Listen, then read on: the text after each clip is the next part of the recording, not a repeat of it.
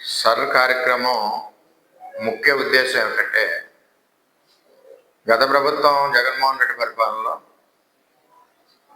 2000 మన ఎలక్షన్ ముందు చాలా అవకతవకలు ఈ ఓట్స్ దాంట్లో జరగడం జరిగింది. ఎంచేదంటే అధికారులు అందరూ కలిసి ఎవరి అబ్జెక్షన్లు కూడా తీసుకోకుండా ఇక్కడ టెంపరీ మైగ్రేషను, పర్మనెంట్ మైగ్రేషను రెండు విధాలు ఉంటాయి. టెంపరీ మైగ్రేషన్లో కూడా తెలుగుదేశం పార్టీకి సంబంధించిన ఓట్లు ఏమన్నా సరే పర్మనెంట్ మైగ్రేషన్ మార్చేసి చాలామంది ఓట్లు లేకుండా చేయడం జరిగింది. ఇది రాష్ట్ర వ్యాప్తంగా, జిల్లా వ్యాప్తంగా జరిగిన వ్యవహారం.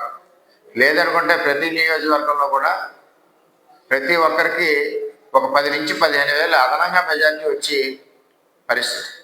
ఇటువంటి కార్యక్రమాలన్నీ ట్రాన్స్పరెంట్గా వెరిఫై చేసి రాబోయే రోజుల్లో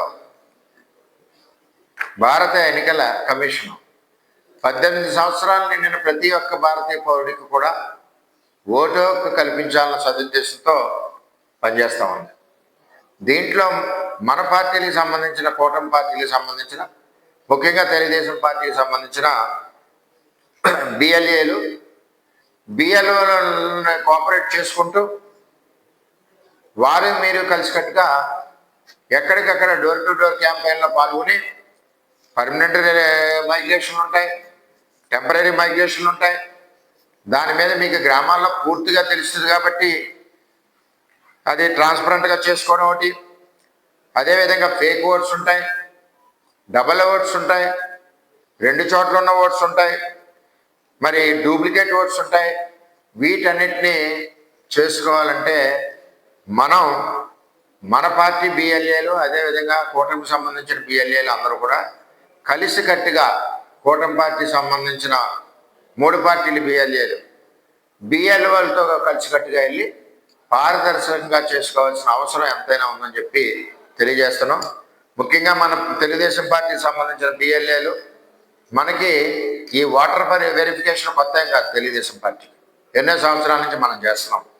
అందువలన మనం ఈ టైం అయ్యే వరకు కూడా బిఎల్ఓలతో కలిసికట్టుగా వెళ్ళి ఎక్కడా కూడా మెరిట్ ఉన్న ఓట్లు పోగొట్టకుండా ప్రతి ఒక్కరికి అవకాశం వచ్చే విధంగా మనం పనిచేయవలసిన బాధ్యత ఉంది. ఏదైనా ఎక్కడన్నా పొరపాట్లు సరి చేయకపోయినా సంబంధిత అధికారులకి కంప్లైంట్ ఇవ్వాల్సిన జిల్లా వ్యాప్తంగా బాధ్యత ఉంది.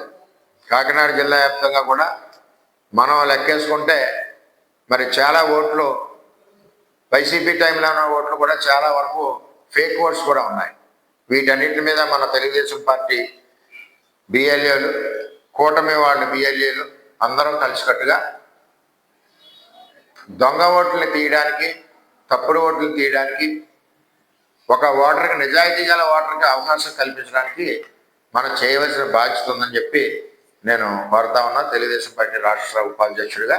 ఎందుకంటే మనందరి బాధ్యత, మన పార్టీ ఇచ్చిన ఆదేశాల ప్రకారం మనందరూ కూడా కలిసికట్టుగా పనిచేయాలని చెప్పి కోరుతున్నాం.